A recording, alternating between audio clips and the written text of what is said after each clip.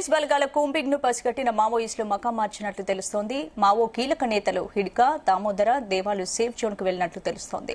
కర్రెగుట్ట సరిహద్దు గ్రామాలు మావోలకు పట్టు ఉన్న గ్రామాలను పోలీసులు అధీనంలోకి తీసుకున్నారు. పోలీస్ ఆంక్షలు విధించారు. అలాగే తెలంగాణ, ఛత్తీస్గఢ్ సరిహద్దు కర్రెగుట్టలో కూంబింగ్ 9వ రోజు కొనసాగుతోంది. గుట్టపై తాత్కాలిక బేస్ క్యాంప్ ను ఏర్పాటు చేస్తున్నారు. హెలికాప్టర్ ద్వారా ఆహారం, ఆయుధాలను సమకూరుస్తున్నారు. ఆదివాసీ గూడాల్లో టెన్షన్ నెలకొంది. ఇక దీనిపై మరిన్ని అప్డేట్స్ మా వరంగల్ ప్రతినిధి శ్రీకాంత్ అందిస్తారు.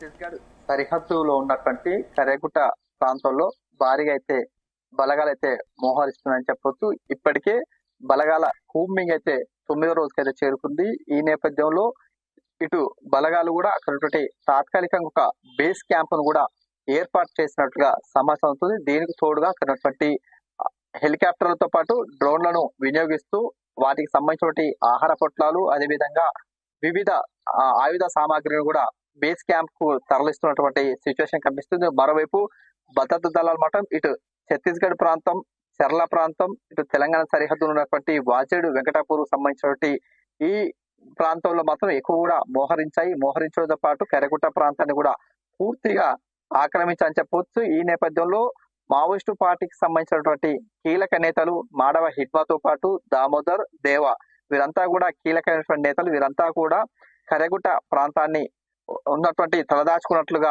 వీరికి నిఘా వర్గాల సమాచారం అందిన నేపథ్యంలో ఈ యొక్క కర్రెగుట్టను మాత్రం పూర్తిగా మోహరించాలని చెప్పొచ్చు. ఈ క్రమంలో ఇటు మావోయిస్ట్ పార్టీకి సంబంధించిన వారు మాత్రం ఎవరు కూడా బయటికి రాకపోవడం, అదేవిధంగా అక్కడ చుట్టుపక్కల గ్రామాలకు సంబంధించినటువంటి వాజడ్, వెంకటాపూర్, పూజార్, కంకేర్తో పాటు చిన్న ఉట్లాపూర్, పెద్ద ఉట్లాపూర్ సంబంధించినటువంటి గ్రామీణ ప్రాంతాల్లో మాత్రం పోలీసుల ఆంక్షలు అయితే కొనసాగుతాయని చెప్పొచ్చు. ఈ క్రమంలో అటువైపుగా కూడా ఎవరు ఆదివాసీలు కానీ ఇతర సంబంధించిన ఎవరు కూడా బయటికి రావద్దంటూ కూడా కొన్ని ఆంక్షలు అయితే విధిస్తున్నారు. మరోవైపు ఇతర సంబంధించిన వారు ఎవరు కూడా లోపలికి రావద్దంటూ కూడా నియమ నిబంధనలు అయితే చెప్పారు. మిగతా సంబంధించి వారంతా కూడా కనిపిస్తుంది. ఈ క్రమంలో మావోయిస్టు పార్టీకి సంబంధించిన వారంతా కూడా ఈ గుట్టనే ఆసరాగా చేసుకున్నట్లు తెలుస్తుంది. ఈ క్రమంలో ఇటు భద్రతా దళాలు మాత్రం పైకి వెళ్తున్న క్రమంలో కూడా ఒకవైపు ఎండ వేడికి ఇబ్బందులు పడుతున్నాయి. మరోవైపు ఇక్కడ వారంతా కూడా హెలికాప్టర్ల ద్వారా కూడా పైకైతే వెళ్తున్నటువంటి క్రమంలో వారికైతే భారీగా అయితే కూడా ల్యాండ్ మైన్స్ అయితే కనిపిస్తున్నాయి. వాటిని కూడా బాంబులను కూడా నిర్వీర్యం చేస్తూ బలగాలైతే ముందుకు వెళ్తున్నటువంటి క్రమంలో వారికి కొన్ని బంకర్లు, అదే విధంగా గుహలు అయితే కూడా వారికి తారాస పడుతున్నాయి. అక్కడ ఉన్నటువంటి గుహలు కూడా వారు పూర్తి స్థాయిలో బలగాలు అయితే పరిశీలించడం జరిగింది. అందులో ఉన్నటువంటి సుమారుగా 500 మీటర్ల నుంచి కిలోమీటర్ వరకు ఉన్నటువంటి గుహలను వారైతే పరిశీలించినటువంటి క్రమంలో అందులో ఉన్నటువంటి మానవ వనరులకు సంబంధించినటువంటి అన్ని సౌకర్యాలు ఉన్న నేపథ్యం, అదేవిధంగా ఎండాకాలంలో కూడా అందులో కాస్త తేమగా ఉండటం, అదేవిధంగా నీటి వనరులు ఉన్న నేపథ్యంలో మావోయిస్టులు ఇందులోనే తలదాచుకున్నట్లుగా వీరైతే భావిస్తున్నారు. అలాంటి బంకర్లు గాని అలాంటి గుహలు ఈ కర్రెగుట్ట ప్రాంతంలో కొన్ని పదుల సంఖ్యలో ఉన్నట్లుగా తెలుస్తుంది. కాబట్టి వారందరినీ కూడా గుర్తించడం, అదేవిధంగా వాటిని తనిఖీలు చేసేందుకు భారీ సంఖ్యలో బలగాలైతే కూడా చెమటోర్సు అని చెప్పొచ్చు. ఈ క్రమంలో ఎక్కువ సంఖ్యలో కూడా బలగాలైతే అక్కడికి చేరుకున్నటువంటి పరిస్థితి కనిపిస్తుంది. దాదాపు ఇప్పటికైతే 15,000 నుంచి 20,000 పై చీలుకు భద్రతా దళాలు మాత్రం కర్రెగుట్ట ప్రాంతాన్ని అయితే ఆక్రమించాయి. ఈ క్రమంలో మావోయిస్టు పార్టీకి సంబంధించిన వారు మాత్రం అక్కడ ఉన్నటువంటి పోలీసు బలగాలను పసిగట్టి వారంతా కూడా తప్పించుకున్నట్లుగా మనకైతే సమాచారం అవుతుంది. ఈ క్రమంలో పక్కనే ఉన్నటువంటి దుర్గం గుట్ట అని ఉంటుంది. ఈ క్రమంలో అక్కడ ఉన్నటువంటి ఆ గుట్ట ప్రాంతానికి అయితే మావోయిస్టులు చేరారా అని చెప్పి అనుమానం అయితే మనం వ్యక్తం చేయొచ్చు. ఎందుకంటే ఈ ప్రాంతాన్ని మావోయిస్టులు ఉన్నటువంటి ప్రాంతాన్ని మాత్రం బలగాలు ఆక్రమించిన క్రమంలో వారు షెల్టర్ జోన్ గా ఉన్నటువంటి దుర్గం గుట్ట ప్రాంతానికి అయితే వారు వెళ్ళారు. ఈ దుర్గం గుట్ట వెళ్లేందుకు మాత్రం బలగాలకు మాత్రం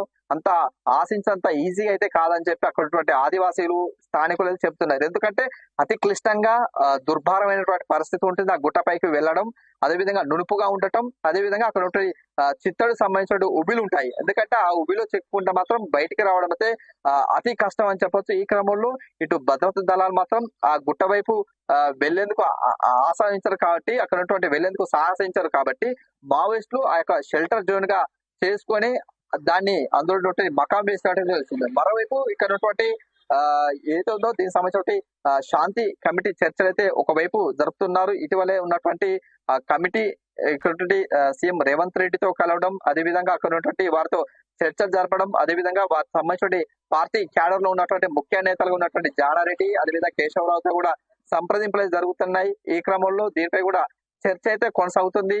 క్రమంలో మాత్రం శాంతి చర్చలు రావాలంటూ కూడా ఇటు మావోయిస్టు పార్టీకి సంబంధించిన వారు కూడా లేఖలైతే విడుదల చేస్తున్నారు. ఇప్పటికే 3 లేఖలు విడుదల చేశారు.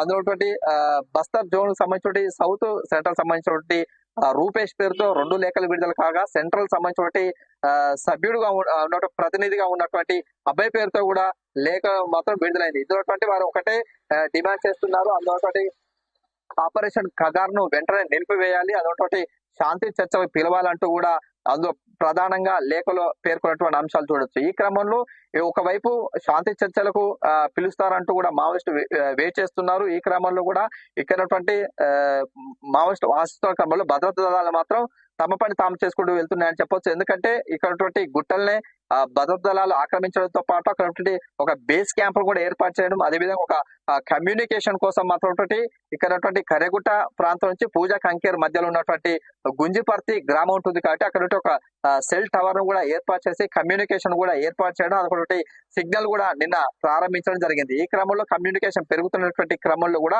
మావోయిస్టుకు ఎంతో పట్టున్నటువంటి ప్రాంతాలు ఇటువంటి గుంజిపర్తి, అదేవిధంగా పూజర్ కంకేరు, కరెగుట్టలు, ఇక్కడ దుర్గం సంబంధించిన గుట్టలు. ఈ క్రమంలో మావోయిస్టు ప్రభావిత ప్రాంతాలు ఉన్నటువంటి ఈ క్రమంలో కమ్యూనికేషన్ పెరగడం, అదేవిధంగా బేస్ క్యాంపులు ఏర్పాటు చేయడంతో మాత్రం ఇక్కడ గ్రామీణ ప్రాంతాల్లో ఉన్నటువంటి ఆదివాసీలు మాత్రం బిక్కుబిక్కుమంటూ కాలం వేళ్లదిస్తామని చెప్పొచ్చు. ఎందుకంటే ఒకవైపు భద్రతా దళాలు కొన్ని ఆంక్షలు విధించడం, అదేవిధంగా మావోయిస్టు సంబంధించిన వారంతా కూడా ఇక్కడే మకం వేయడం, ఏదైనా జరిగితే మాత్రం పెద్ద భారీ ఎన్కౌంటర్ జరిగే అవకాశం ఉంటుంది. కాబట్టి ఈ క్రమంలో 10ల సంఖ్య నుంచి 100ల సంఖ్యలో కూడా మృత్యువాత పడే అవకాశం ఉంటుంది. ఈ క్రమంలో ఇక్కడ ఆదివాసీలు మాత్రం ఎప్పుడు ఏం జరుగుతున్నట్టు కూడా కాలం వెలుగుతున్నటువంటి పరిస్థితి కనిపిస్తుంది.